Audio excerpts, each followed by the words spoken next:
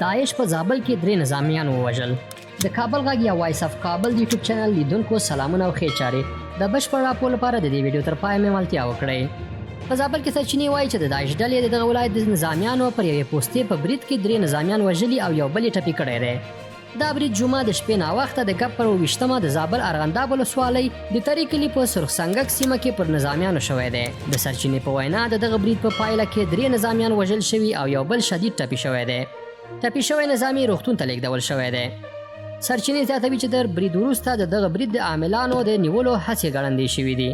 د زابل نظامی مسؤلان د دغه برید په حق لا سند ویلي. تر دې مخکې هم د پسرلي پر رسیدو د نښتو د زیاتوالي خبرداري ورکړ شوی و، خو نظامی مسؤلانو دا بریدونه تبلیغات بللي دي او داعش هم قابو شوی ډله ګڼلې ده.